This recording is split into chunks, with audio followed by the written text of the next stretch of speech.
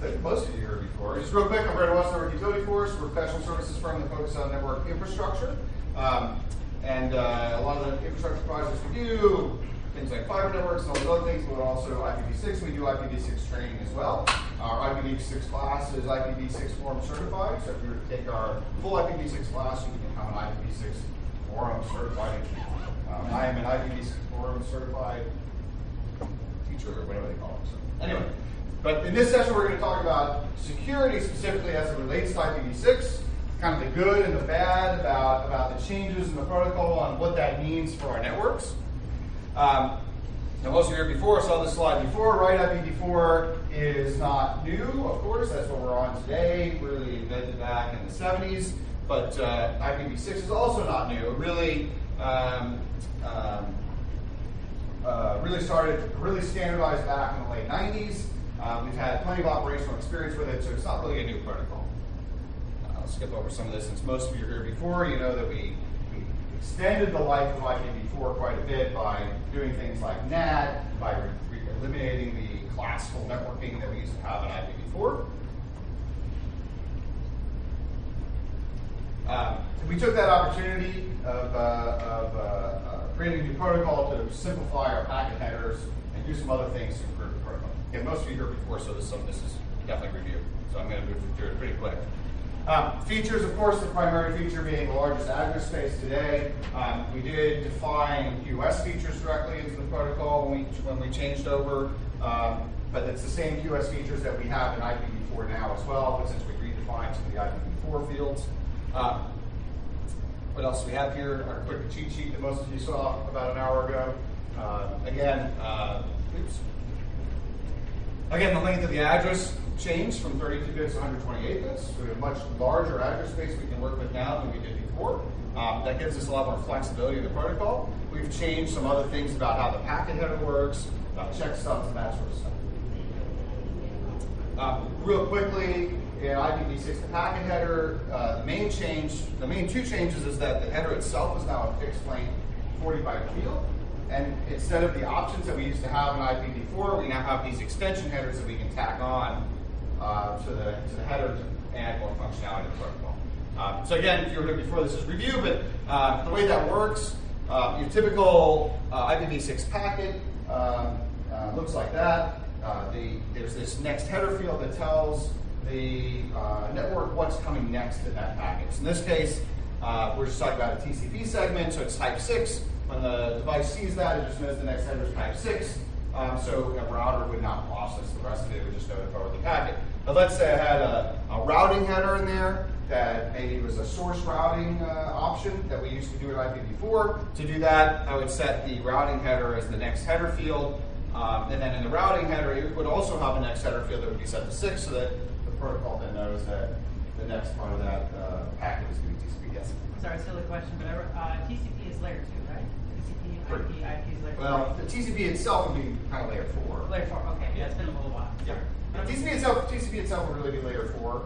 We're just talking about the header part of it, which is just layer 3. Right? So. The reason I ask is because there are multiple different layer 4 next headers that could be.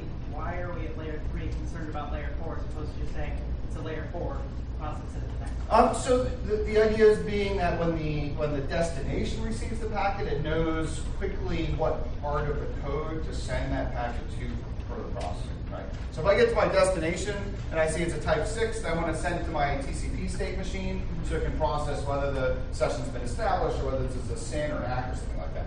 Okay. If it saw that that was a TCP, or rather a UDP packet, for example, I would bypass the TCP stack and go directly to whatever higher layer protocol, whatever higher layer process is created in the UDP packet. So that's why it's in there. It's kind of a shortcut, really, mostly for destinations. Firewalls can use that too, though, right? If you've got a firewall in the path, it'll often want to look at TCP packets in a different way. It wants to look at UDP packets for state tracking and that sort of stuff.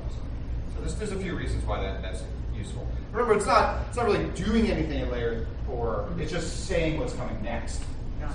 So it's not as much of a layer violation as it might seem. Okay, cool. And then we talked very briefly that IPsec was built into the header format, although at one time IPsec was required in Ipv6. It is no longer required on every node, but we do have standardized headers as part of extension headers for IPsec.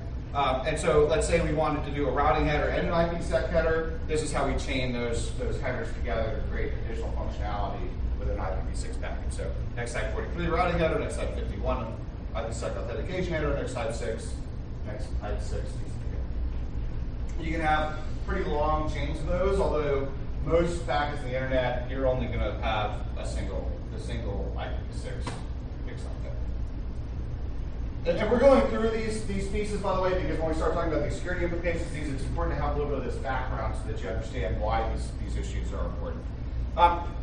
Ipv6 fragmentation, I think I mentioned really briefly right at the beginning that we're not, maybe I didn't, but we're not allowed to fragment packets along the path of IPv6 anymore like we did in IPv4.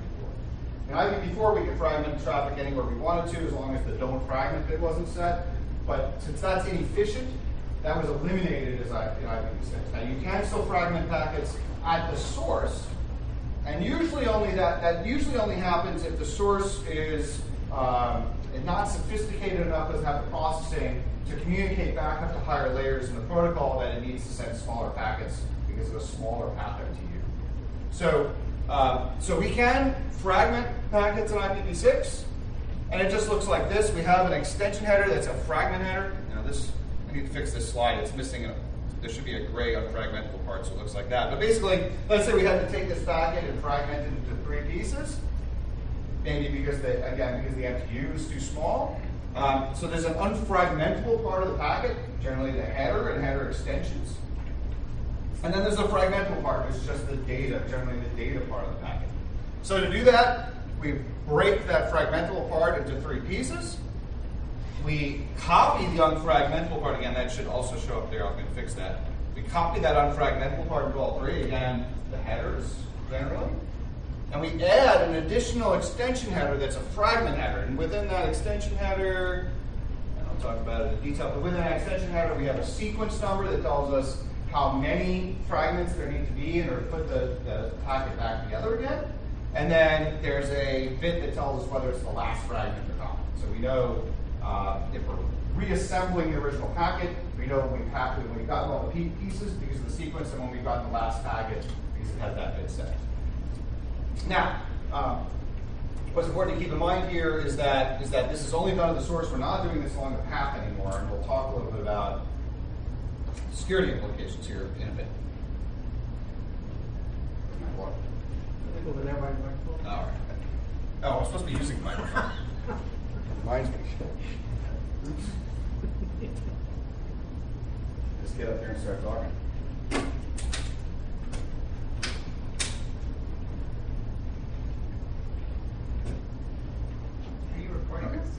Yeah, this is the recording.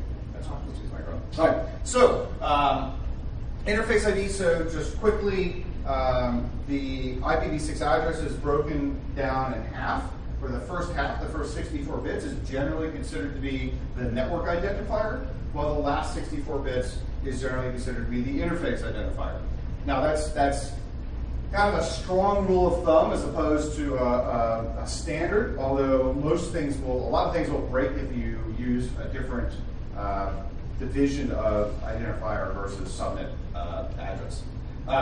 So the first bit, again, just usually your global prefix, although it could be a special use prefix.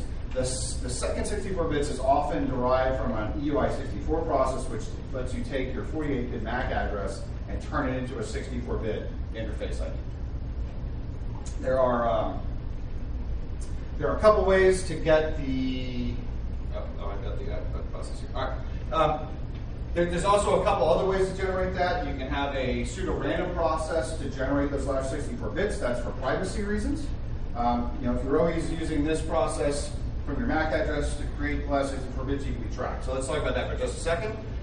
So by the original standard for creating a interface ID from a MAC address follows this standard called EUI64. Basically what we do is we take our 48-bit MAC address, Ethernet MAC address, split it down the middle, and insert FFFE in the middle. Now why we do that, I don't know, it's lost to history, but that's the standard. Then we have to take this bit in the beginning section of the MAC address, which is called the universal bit, and flip that from 0, which it always is in IP in and Ethernet MAC addresses, to a 1. So Ethernet MAC addresses always start with 0, 0. UI64 converted addresses start with 0, 2. So if you're looking at and troubleshooting a network and trying to figure out where an address came from, if you saw the last 64 bits started with 0, 2 and the middle letters are FFFE, you instantly know that that address was created by this UI64 process. Now, so the security implications there, since that's what this talk is supposed to be about, should be somewhat obvious. If I'm always using this process for the last 64 bits, your Ethernet MAC address isn't changing very often. So as you travel around the world in this hotel or some other place, in your office, anywhere else, those last 64 bits would be staying the same. So devices on the internet could track you just based on those last 64 bits and know that those last 64 bits are always associated with you. The first 64 bits might change because that would be your network number. The last 64 would always be exactly the same. So that's where this came in for this these privacy addresses that are auto-generated pseudo-random numbers. So in modern operating systems, we fixed that problem by using this process for privacy addresses. So most operating systems today are enabled for that automatically, and they'll not just rotate every time you come onto the network, but every once in a while, depending on how your operating system is set up. Often it's every 30 minutes. And in IPv6, since you're allowed to use multiple addresses per interface, you don't have to make the old address go away to start using a new address. You just start creating new connections from the new address. Now, there's downsides to this as well. The downsides being that especially being that websites and e-commerce sites that try to track you by IP address. If your IP address is changing every once in a while, it'll force you to re-log in or lose your shopping list or something like that. Most websites, most devices like that are smart enough these days to not use your IP address, but use browser cookies and other ways of tracking you across places so that this doesn't become a problem, but it's definitely something worth being aware of.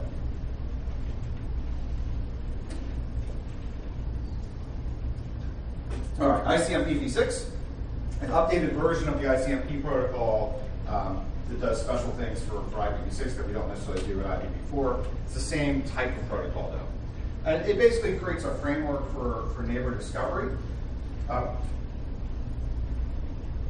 So there's a few pieces to that are important. When you first come onto the network, first of all, you need to discover where your routers are. So ICMP-v6 has packet types for routers to advertise their existence. As also part of those router discovery messages, we can also discover what our global address prefix should be, because we need that prefix in order to configure our interface. Again, we're talking about either UI64 or privacy addresses, but either way, we need that globally unique prefix in order to reach the internet. There's other parameters we may want to learn from the network as well. The biggest being, of course, are our DNS servers. So there's some mechanisms here especially for DHCP, to learn our DNS servers. We want to do duplicate address detection to try to figure out if the address that we've configured ourselves is unique on the local network. And so there's mechanisms in there to do that. We want to know if our neighbors are still reachable or not. So there's a mechanism also within ICMP-v6 to do that. So let's talk about that just a little bit. Let's see what slide I want here. We'll go right to the router solicitation. So when we first come onto the network, we want to discover our routers like we talked about. So the very first thing I do after I've configured my link local addresses, right, my locally scoped address, is to send a router solicitation message. This router solicitation message goes out to a well-known multicast address that all routers listen to, and generally comes from a unspecified address, just a 0 address. And what that will do is every router that receives that address, that request, will reply with a router advertisement message. That router advertisement message is also periodically sent, usually like every 30 seconds or something like that. And that router advertisement message, first of all, obviously says, well, I'm a router, so you can send me traffic to be routed somewhere. But it also sends that network configuration information. Again, mostly the prefix, your globally unique prefix that you need in order to route traffic to the internet. In order for this to work, though, in order for that prefix to work, you have to use a /64. You have to use those first 64 bits as the network number. So like I mentioned before, and in the last class, That's why we really standardized in this concept of the first 64 bits being network number and the last 64 bits being interface ID, because for this neighbor discovery process, for this router discovery process, those last 64 bits have to be the interface ID or it doesn't work. There's no broadcast in IPv6. Everything uses multicast. So these router advertisement messages, when they're sent out, are sent to the all nodes multicast address, which is kind of like a broadcast address because every device in the network should be listening to that address, but it's still implemented as multicast. Right. So when we receive those RA messages, we then use those contents to configure an address on our interface. Now, I mentioned before, we can have multiple IPv6 addresses on an interface, and that's very, very normal. So if I have multiple routers on a network, and those multiple routers are all sending different prefixes in their router advertisements, I'm going to configure an IPv6 address for every single one of them. So if I have 2, 3, 4 routers, each with different prefixes, I may have 2, 3, 4 different globally unique addresses. There are some rules about priority to determine which one of those addresses I might use first or use for different purposes, but I will definitely configure every one of those addresses on my interface.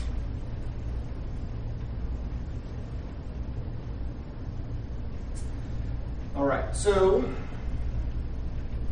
let's see what is there anything here that anybody talked about. So important to point out that this is even without a DHCP server. Now those router advertisement messages, do I have those bits in here? Yes. Those router advertisement messages also offer the option to set a couple of bits that tell the device whether to get an address, to automatically generate an address for that prefix, or to go get an address from a DHCP server. So there's basically 3 types of auto configuration. We can have stateless, which is what we just talked about. We get those prefixes from that router advertisement. There's no state in the network tracking who's using what address because I just create those last 64 bits locally, either through UI64 or through those privacy random addresses. We can also have stateful, which means we're going to a DHCP server and saying, what address should I use? So that's stateful because the DHCP server has to track the state of who's using what IP address at any particular time. That's why we call that stateful.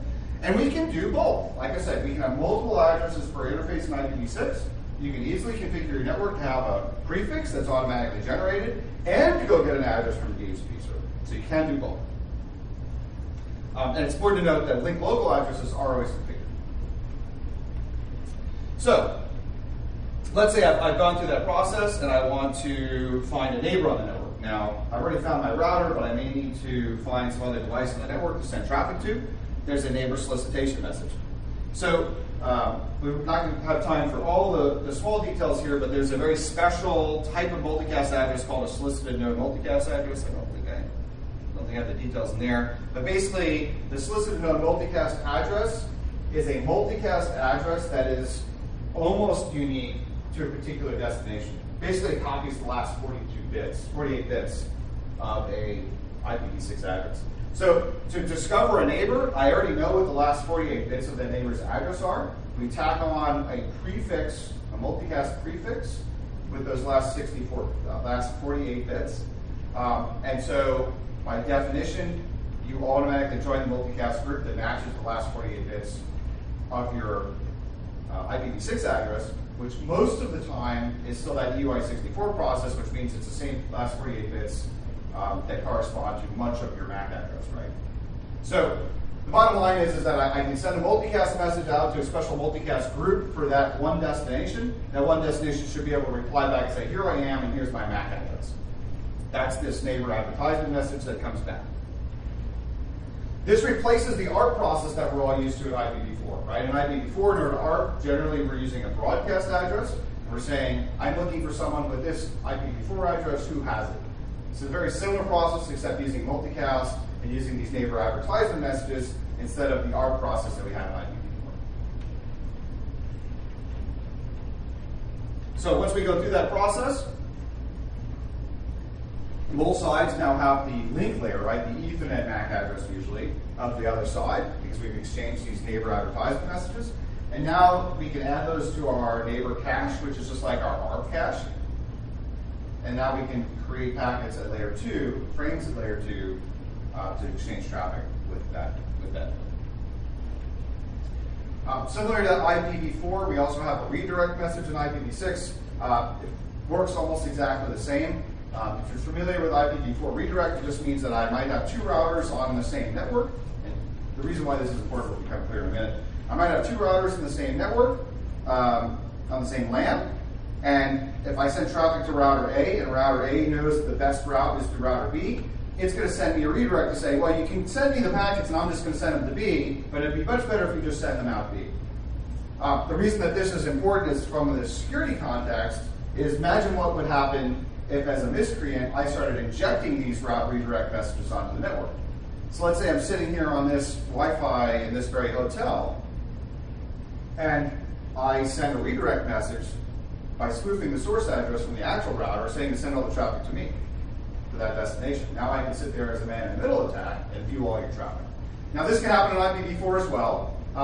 The reason we bring it up in an IPv6 security context, though, is that most people already have this blocked at switches or APs for IPv4, but if your switch or AP doesn't specifically support IPv6, you're probably not blocking redirect messages.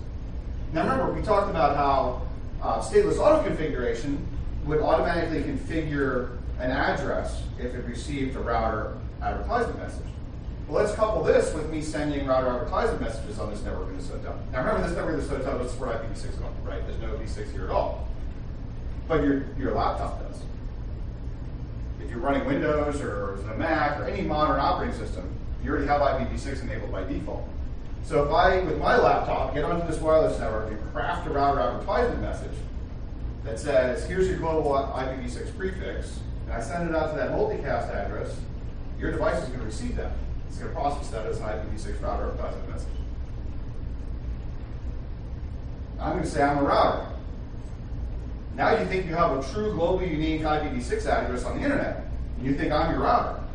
You send me all of your IPv6 traffic. Now if I'm really clever, what I'll do is I'll build a tunnel from my device back out to the real IPv6 internet. So when you send that traffic over IPv6 to me, I look at it and then send it out to the destination. So now I've created a complete man-in-the-middle attack on a network that doesn't support IPv6 using IPv6. Oops. That could be happening right now in this very room, easily. Because if you don't have devices that specifically are processing IPv6, or blocking it at least, although I prefer people implement it instead of blocking it, then it's really easy to create these kind of attacks. So same thing with the router, with the redirect message.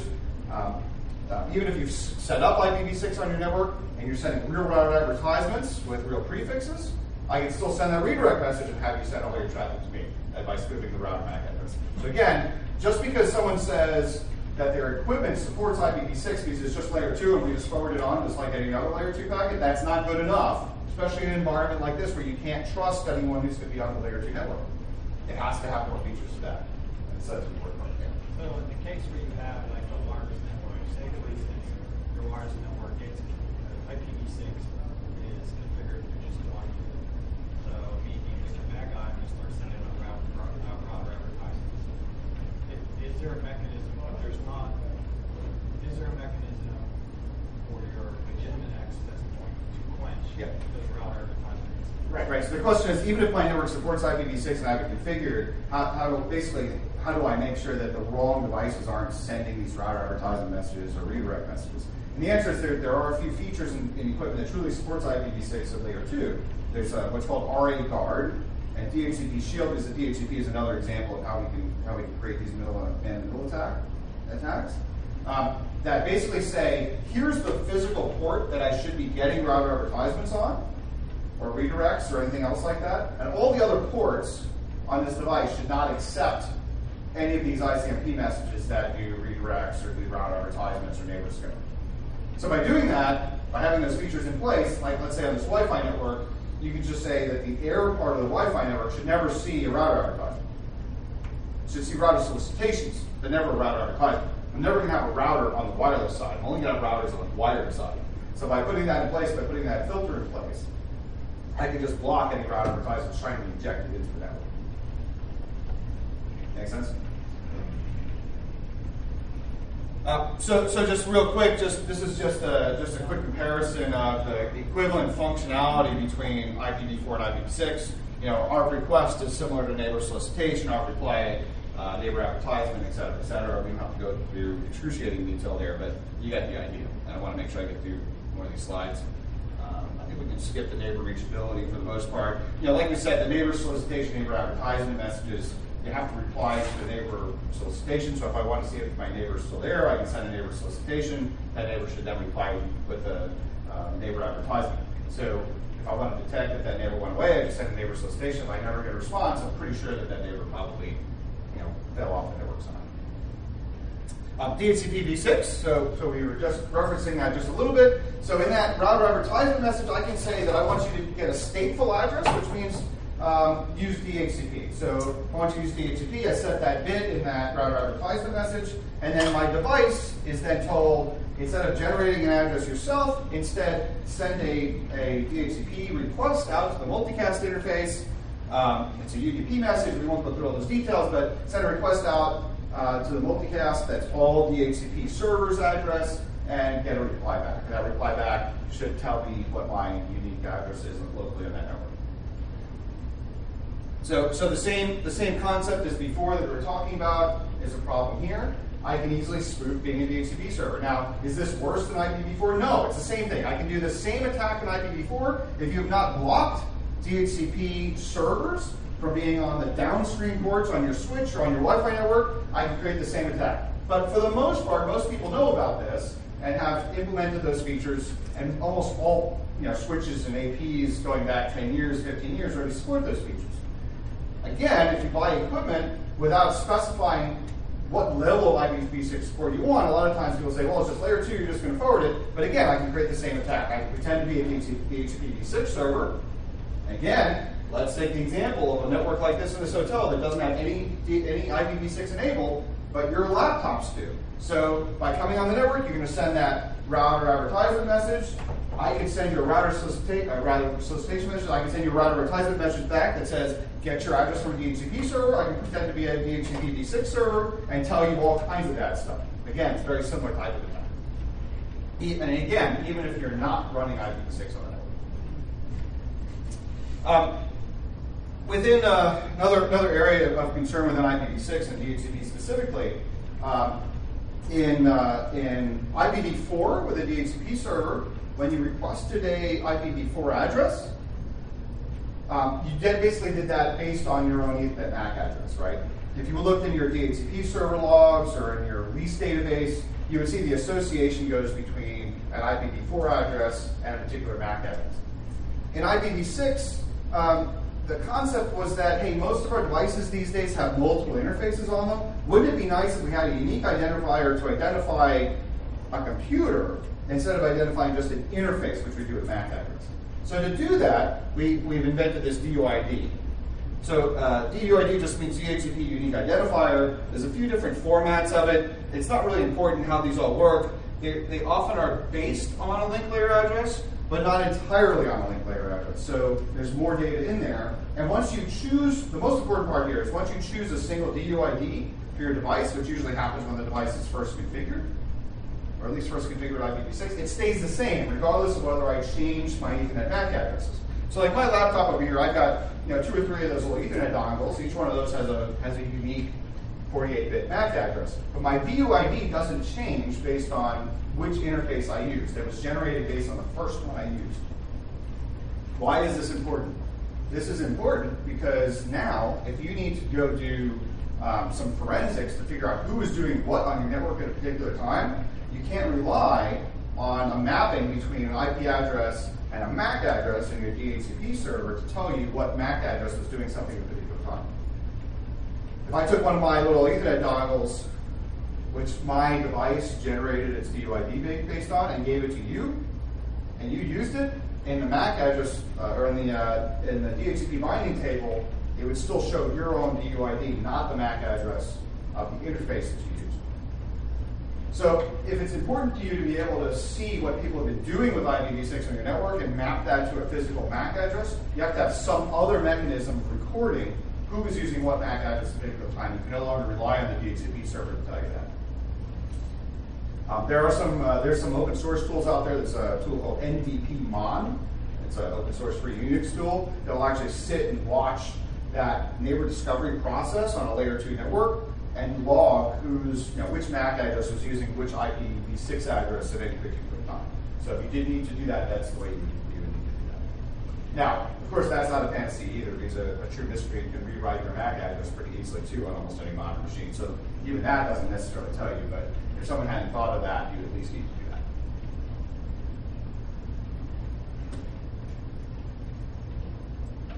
So my friend Chris Grundman and I were sitting around one day talking about creating a presentation on IPv6 security to go into a little more detail on some of these things. We realized that we were doing the same thing. So he created these slides, and I had permission to use them. But Chris is a super smart guy if you ever get to talk to him. So I just want to give him credit for the following slides. But we want to debunk some of the IPv6 security myths. We've talked about a few of them already. It is a little bit scary, but it should not stop you from IPv6 deployment. It should just provide information so that you can do it the right way and make sure that you've covered all the problems. So first, I'm not running IPv6, so I don't have to worry. I think we already covered that one a little bit from the things we've been talking about. The main point is you're using IPv6 already. Your devices are configured for it already. My iPad, my Mac laptop, Windows laptops, they all use IPv6 already. Any local communication is already going over it. So because of all the other reasons we just talked about, you can't just say, I'm not running IPv6, so it's not a security concern. Another concern there too is even if you have an IPv4 firewall, there are tunnels like 6 to 4 in Toronto that automatically tunnel through IPv4 to get IPv6 traffic out to the internet. Now this is becoming less of a security concern recently, at least for people not doing it on purpose, because modern operating systems have stopped doing these automatic tunneling protocols by default. But older versions of Windows and some older versions of even Unix are set up to automatically do some of these tunnels. The idea was, back in the old days, that we wanted to kind of kickstart the deployment of IPv6, so if we could make more devices automatically create IPv6 connectivity, even if they didn't actually have local connectivity, then we'd be able to get IPv6 deployed a little bit faster. And so for a little while, this was set up by default. But even if it's not set up by default, a miscreant can still pretty easily create a tunnel, as long as your firewall is not blocking it, to bypass your IPv4 security controls and just do anything they want over IPv6. So security designed in, well, unfortunately not as true as we'd like it to be. You know, like I said earlier, in the early days of IPv6, there was a mandate for IPsec to be included on all nodes, but that requirement is no longer in place. The IETF revised that statement because it just wasn't reality. So you cannot expect encryption on every node in the network, unfortunately. I wish it was different, but it's not. I'm missing the myth part of that. But so the myth here should have said, IPv6 is new and it's not a reliable protocol. It's not true. We have nearly 20 years really of experience with IPv6. It's not really new. There's a lot of known stuff out there. It may be new to individuals, but as you've seen so far, it's not that hard to pick up. There's some core differences, but many of the differences are not that hard to deal with. Yeah, some of these slides are missing the. It's all still on the IPv6 has security design. Yeah, all right. Well, all right. So, so we talked a little bit about the header chaining. Header chaining can be used to create some low bandwidth denial of service attacks. I mentioned this in the last session, but if you imagine how that header chaining works, when I see a header type that I don't understand, I'm going to send it further up into deeper processing within my device, let's say a router. By specifically creating packets that are hitting that code point and moving to this higher burden of processing, I can either use up all the processing in a router, or if that processing is limited, I can eliminate other devices other packets from being able to be processed by that chain of code in the header. So this is really the same problem that we had all along with options in the IPv4 header, because they would often do the same thing. So in these days of ASICs, a lot of this isn't as much of a problem anymore, but about 10 years ago, when we were mostly based on either a pretty fixed hardware forwarding path in our equipment, or if that hardware forwarding path wouldn't work, then punching it up to software. So you think like older Cisco 6500 type equipment, for example, especially like the owners, soup 2s and stuff like that. If they got a packet that they couldn't instantly process in hardware, it was sent to the processor. The processor could only handle so much traffic. So by creating traffic that's specifically supposed to hit the processor instead of being able to be processed in hardware, we have a denial of service attack potential because we can use up all the processor in the router. So depending on how you have the processor configured, if you have it configured poorly, you could use so much of the processing power that the processor is not even able to maintain routing information anymore. So we've seen some attacks that have been able to do that. There are modern equipment, we can limit this a little bit better, but the potential is still there. Extension headers are vulnerable in general. For example, creating lots of them or invalid ones. Again, it's the same kind of process of using up all the resources in a router or firewall or something like that. That's a denial of service attack. Rogue router advertisements, we just talked about that, right? What if I jump on this network and start sending router advertisements? I can renumber you by sending you a new prefix. I can do that man-in-the-middle attack I talked about. There's a lot of ways by sending rogue router advertisements that I can do bad things. Now, the good news is that the protocol was designed well enough that I can't send a rogue router advertisement from outside of a particular LAN. You can't forward router advertisement messages across different LANs, so at least I can't remote attack you. So if you have good physical security, you're probably okay, but even if you have good physical security, if a portable device gets compromised somewhere else and then is brought onto your network, you still have the same problem. So I talked about the attack of using rogue route advertisements of me with my special device sitting here, but if I got a hold of your laptop and then you brought it into the office, I could have easily put all that software on there and then you get attacked later. Or even just tricked into putting the software on there via a website. So there's a reasonable amount of risk there, even for trusted physical security sites. And we talked about this too for neighbor discovery messages, same kind of idea. I can still create a man-in-the-middle attack. ICMP redirects we talked about a little bit earlier as well. Also another way I can create a man-in-the-middle attack or at least disrupt your network and cause you an outage. All right. So the reality is that a lot of attacks too have nothing to do with IPv6. So while we have these specific issues that I like to point out to make sure we're planning around when we're building networks, we also have to remember that this isn't necessarily all IPv6's fault. And it's much more common these days to see these kinds of attacks than to see the kind of attacks that I'm describing. You know, buffer overflows, SQL injection, like all these things are pretty common out there. And of course, you know, email and spam kind of attacks too. So I don't want to sound like it's all bad news for IPv6. There's a lot of bad news out there altogether. We just have to be careful about how we design things. So one of my favorite myths ever. No NAT in IPv6 means that we have less security in IPv6. And we didn't talk about this in this session. In the previous session, I mentioned that there is no NAT in IPv6 because we don't need to conserve addresses in IPv6. So the reality is that it's the stateful inspection of the traffic that creates security, whether you're using NAT or not. It's not the NAT itself. This is an important concept to me. I mentioned also in the last session that IPv6 is helping us restore the whole concept of end-to-end communications, that I can send a packet in one place and that should show up at its destination unmolested, unchanged by the network. NAT, of course, sitting in the middle, does change the packet. You have to rewrite the header based on around a new IP address and sometimes some other things.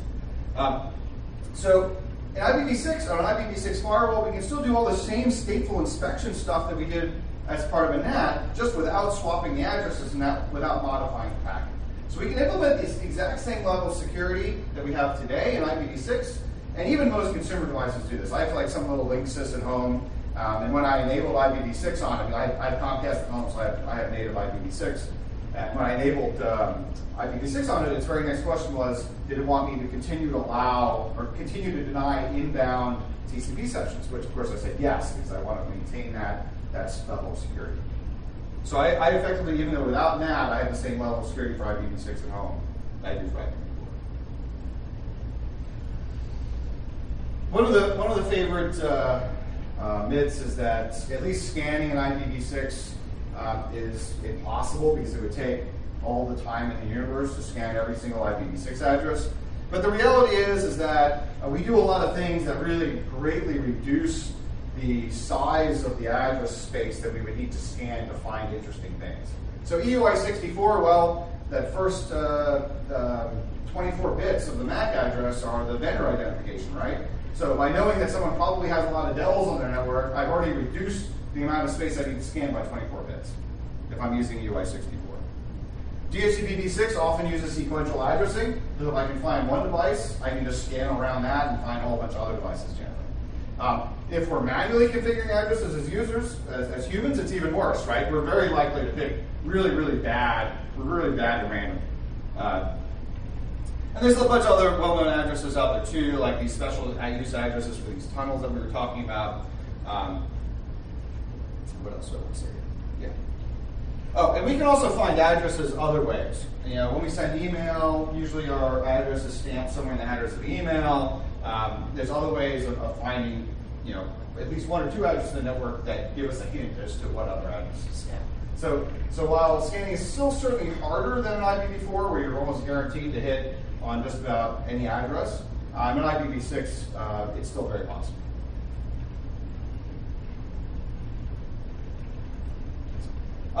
Privacy addresses help quite a bit, but that brings some other problems that we mentioned before.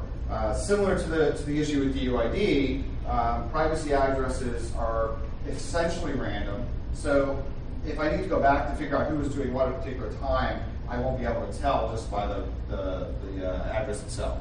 So if for security purposes, I need to be tracking who's doing what at any particular time, I have to use some other tools, like I mentioned, NDPmon, to do something like that. Sadly, IPv6 is not too new to be attacked. It's really not new at all, and there are existing hacker toolkits out there. A couple of examples, a few of them that are available. Of course, these same hacker tool sets are useful to us as white hats to go and test our networks to see if they can be attacked by these attacks. So luckily, these are all available out there on the internet. So it's a two-edged sword, right? On the one hand, very unsophisticated attackers can use these tools to attack us. On the other hand, we can use the same tools to detect whether we're vulnerable to those attacks and test our vendor's equipment and make sure that it's working right, has all the features that we need in order to prevent these types of attacks. Bugs and vulnerabilities are published. They are out there. All the vendors and even the open source software community has all the bugs and potential attack vectors documented. There's even some RFCs that talk about specific attacks against the protocols. So it's not that new of a protocol. There's definitely plenty of operational experience there. It's out there, and the information is there for us. That's one example of one of the areas where you can find some of the published attack information. So, you know, this is again kind of a two-bladed sword. You know, it's IPv6 is just 96 more bits. That's not really magic, and it works exactly like IPv4. Well, as we saw from some of the neighbor discovery process that we talked about, there are some very similar things about it, but there are some very different things about it. And so when we think about security, or even think about network design, we have to think about how the protocol works differently. The best example of that is ICMP, right? We gave the example before, blocking all ICMP and breaking PathMP discovery. That's one good example, but understanding that whole neighbor discovery process and how that works is also really important to understanding how you set up your network, how you set up your security rules, et cetera, to make sure it's going to work. And also make sure it maintains security. We mentioned that each host has multiple addresses, and with security, with privacy extensions, we mentioned that that address can even change fairly routinely. So this ties in a little bit with what I was saying about DHCP, but even if you're just putting logs on a server to watch what your users are doing and who's logging into the server, those addresses are going to change periodically as well. Devices will have more than one address. They may log into the same server using different addresses at the same time or roughly at the same time. Again, not a security threat in itself, but when you're analyzing security and trying to figure out who's doing what, you have to keep all that in mind that multiple addresses are in use on a particular device. Syntax changes in our address sometimes trip people up when they're trying to do some security analysis. Understanding how an IPv6 address is formatted, like we talked about a little bit, we talked about a bit more in the last session, is obviously important. So training, of course, is the way to go. Make sure your staff understands all the pieces and parts and how all that's put together. So again, back to that example of ICMP, the myth being that we can just configure Ipv6 filters the same as Ipv4. Well, that's not really true because Ipv6 and neighbor discovery work a bit differently in Ipv6, slightly differently in Ipv6 than Ipv4. And there's a few other things that work a little bit differently too. So we need to think about what rules we need in place.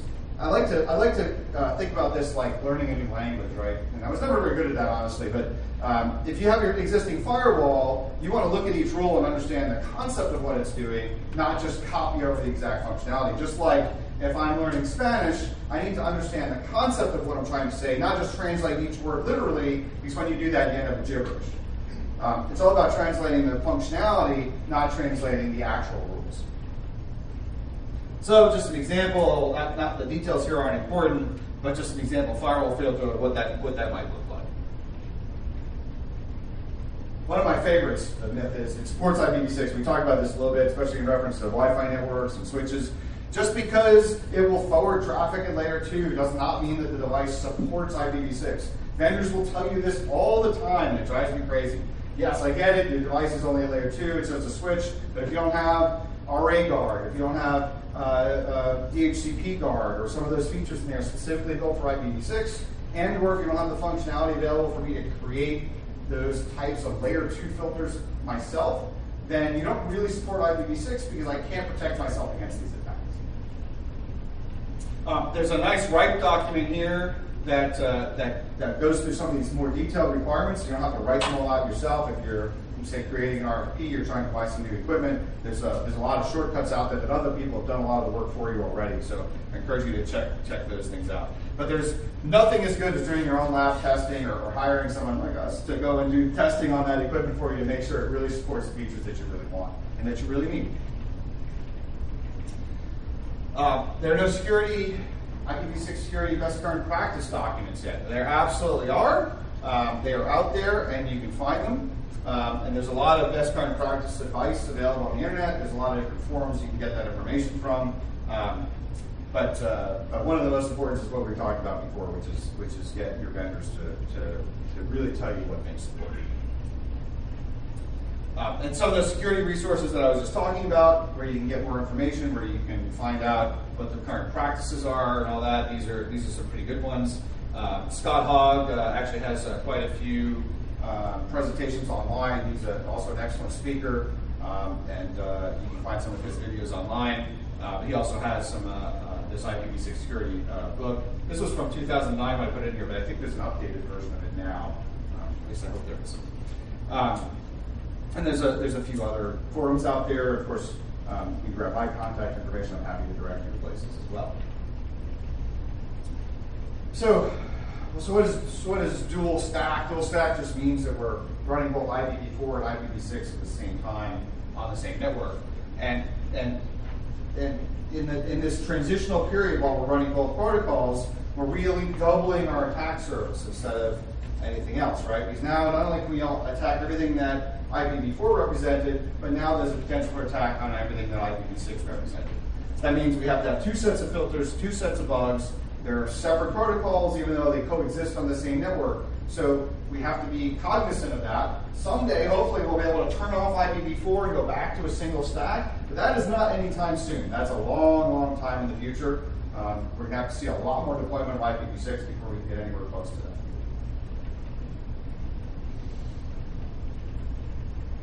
And I actually ran this one a little bit early, so we have 10 minutes for questions.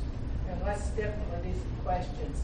Talk about DoD and what you've seen in DoD networks. I know some of your people are retired from the Department of Defense or have worked in the Department of Defense. What have you seen in the DoD networks?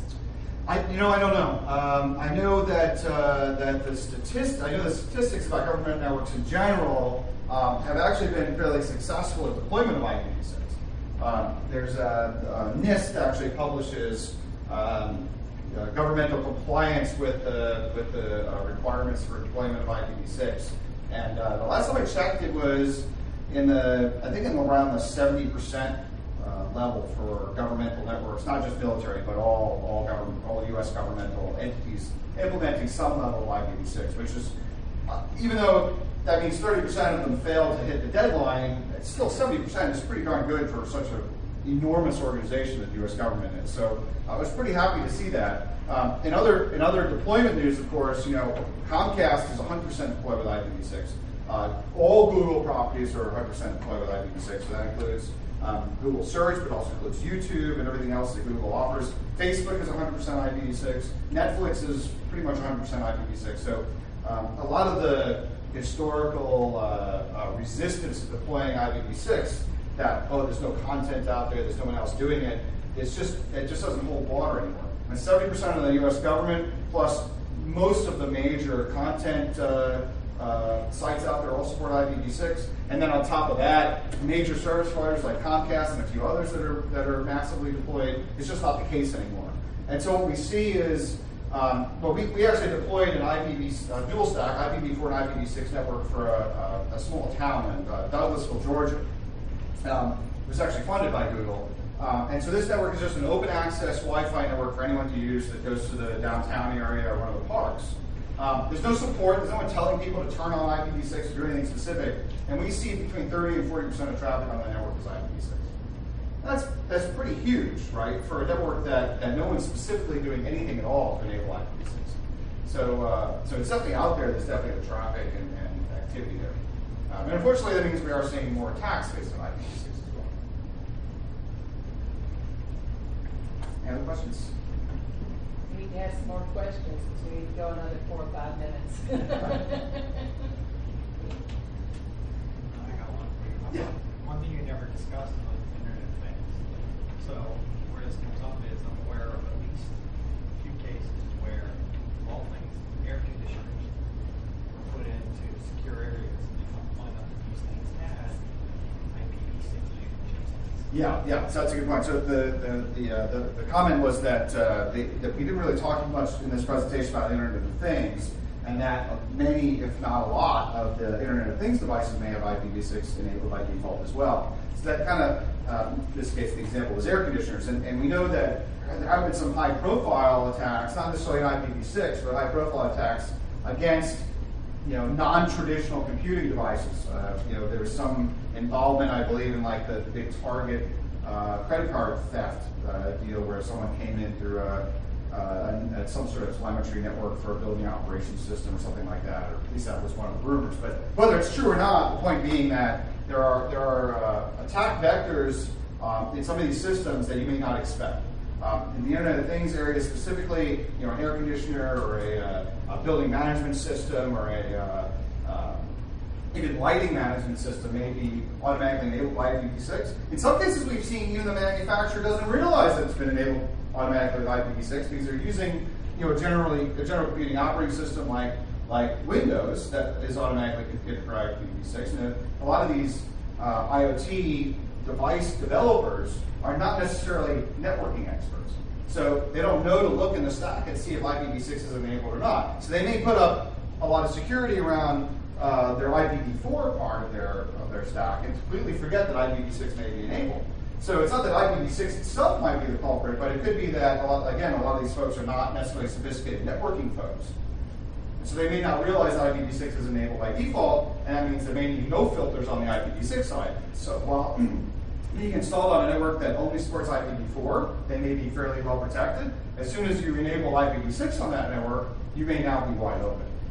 So again, it's important to look very carefully at all the devices that are going to be on your network, regardless of whether you deployed IPv6 or not, to see what's been enabled automatically with IPv6 and whether they have the proper security measures in place to protect those devices against attack. And that's even more especially true in a case like maybe the example you're giving, perhaps an air conditioner company where the air conditioner company is doing external maintenance, and so there's this additional path into the network. Maybe it has a 4G connectivity on it or something like that, where there's this secondary path in the network. It's intended just for management systems, but if it's not carefully examined and configured, you can easily end up in a case where that gives an attacker a secondary path into the network. I was going to say, I think this is a much bigger deal than most people realize. The reason I say is you need to think about, from a manufacturer's point of view, I'm going to make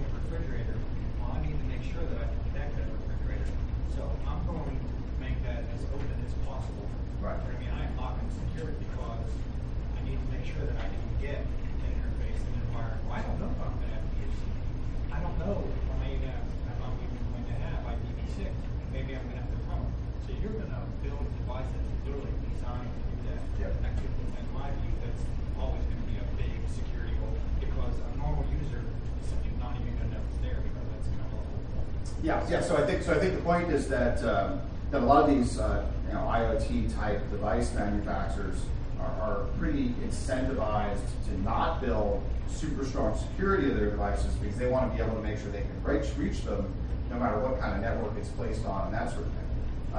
And yeah, I agree. I think that's a pretty big threat. It's not just a threat to IPv6, but a threat to any kind of networking. And again, a lot of that is vendor management and asking the right questions and learning about how all these processes work. So you can say, what have you done to protect against a rogue DHCP server, whether that's IPv4 or IPv6, or what have you done to make sure that an IPv6 link local device on the same network as you cannot log into your device unless it's authorized. There's a lot of different pieces and parts there, and those questions should be asked. Brandon, if you were going to get homework for these people, that they're going back to look at their networks, what are the first, say, 4 or 5 steps you'd have them do when Sure. they go back to their offices? Sure. So if you were going to go do homework, you can go back to your office and check out your network and see if you're vulnerable. I think the lowest hanging fruit is blocking of router advertisements and DHCP servers on downstream ports. I think that's probably your biggest potential security problem. Again, even if you have a secure facility, a device, if you allow outside devices or if you allow people to take home laptops, those devices can easily be infected somewhere else and then brought onto your network. So it's not super different than IPv4 because you have the same problems with IPv4, but if you're not actively doing anything about IPv6, it creates a pretty wide hole to be able to do those kinds of man-in-the-middle attacks that we're talking about. I would say the secondary thing you can do is to make sure that these tunneling protocols, the 6 to 4 and Teredo, are blocked at your firewall. Because one of the easier ways to block that type of man-in-the-middle attack is to make sure that I'm not able to tunnel that IPv6 traffic back out of the internet. Sure, I might be able to fool you into sending your traffic to me, but if there's nowhere to log into on the internet, I can't steal your password or your credit card number or other sensitive information. So those outbound tunneling protocols are pretty important, and there's a really a difficult trade-off there because some of those tunneling protocols, if you block them, the only way to block them, you're effectively blocking all tunneling and all VPN-like connectivity. Which is also not necessarily good because sometimes you'll have folks in the network that will need that functionality. And then really clever miscreants can use other protocols to hide their tunnels in as well. I could hide my tunnel in a HTTP-looking traffic, right, because it's all encrypted anyway. So it's not a panacea, but the whole concept of security in depth, of protecting yourself with multiple layers, is really the way to go. Make sure that router advertisements can't be sent from downstream port, and make sure that you put as many controls in place to block outbound tunneling as you can. So by doing both, you reduce the chances of creating an attack like that. Okay. Any other questions? Okay, would everybody see Jim that is an Afcea member or has the CE pass? So you go ahead and get credit for this course. Thank you very much for coming. Thank you.